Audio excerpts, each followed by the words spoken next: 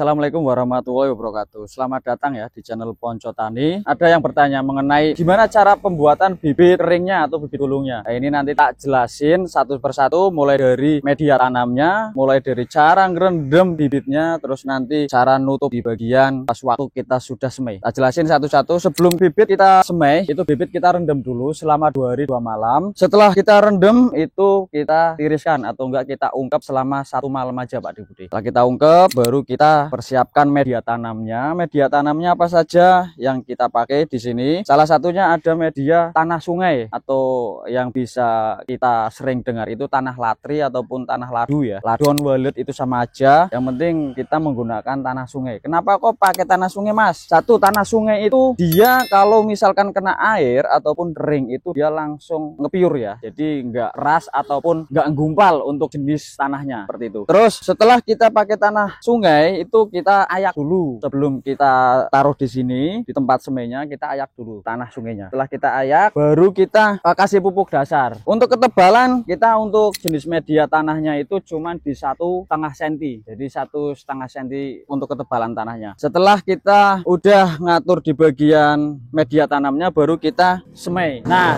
sebelum kita semainya tanah sungainya itu kita kocor dulu pakai air biar basah semuanya. Dan nanti setelah dikocor baru kita kasih fermentasi atau enggak pupuk dasar dulu. Pupuk dasarnya apa saja? Itu nanti ada di Mutiara 16, terus ada di molase atau tetes tebu, terus ada Aki Green sama Aqua Green. Nah, fermentasi ini bisa nanti dipakai pas waktu dari awal pupuk dasar sampai nanti bibit di umur 15 atau 16 hari. Seperti itu. Setelah kita kasih pupuk dasar, baru kita kasih benihnya. Kita tawur aja. Kalau misalkan Pak Bude ada yang pakai tray itu terkadang kan ada alat-alatnya sendiri. Kalau misalkan dari kami Ponco Tani itu biasanya kita manual, kita tawur sedikit-sedikit. Untuk kebutuhan kita di sini, untuk panjang kita 12 meter, lebarnya 1,10 m, itu benihnya cuma di 10 kilo. Terus untuk kebutuhannya ini di 3.500 meter persegi. Setelah kita benihnya kita semai semuanya, baru kita tutup lagi pakai tanah latri atau tanah ladon ya. Jadi kenapa kok kita tutup lagi? Biar benihnya itu enggak naik ke atas. Jadi kita tutup lagi, kita ratakan, tutup lagi kita plester. Model kayak cor-coran kayak gitu kita plester. Setelah kita plester, atasnya kita kasih pupuk dasar lagi Pak De. Berarti pupuk dasar dari awal sebelum bibit kita sebar, setelah itu kita kasih pupuk dasar lagi. Habis itu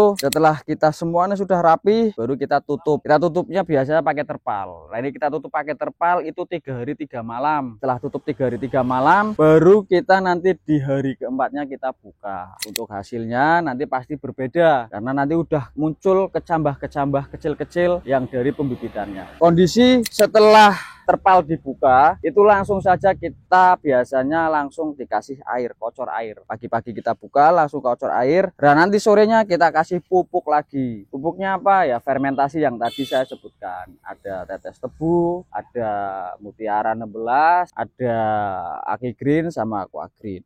Habis kita kasih spray lagi, tinggal perawatan. 4 hari sekali kita spray. Spraynya apa aja?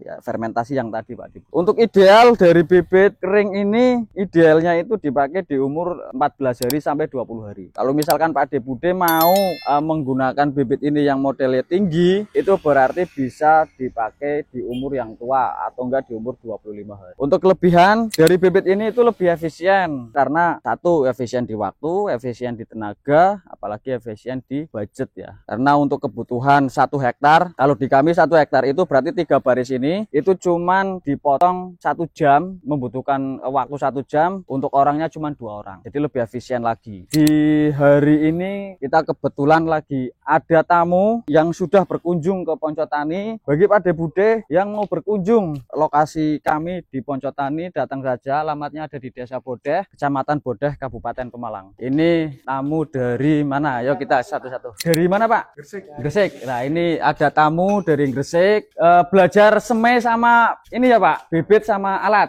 Nah ini. Untuk Pak Bude yang mau berkunjung ke tempatnya Ponco Tani, silahkan datang saja. Alamat kami ada di Desa Bodeh, Kecamatan Bodeh, Kabupaten Pemalang. Kita buka setiap hari ya Pak Bude. Kalau misalkan ada yang mau dari Gapoktan, datang saja, nggak apa-apa. Kita terbuka. Mulai dari cara pembibitannya, mulai dari penggunaan alatnya, nanti kita ajari semuanya. Buat sahabat tani, jangan lupa untuk like, komen, share, dan subscribe di YouTube Ponco Tani. Follow juga akun dari TikTok Ponco Tani, Facebook sama Instagram dari Ponco Tani. Terima kasih.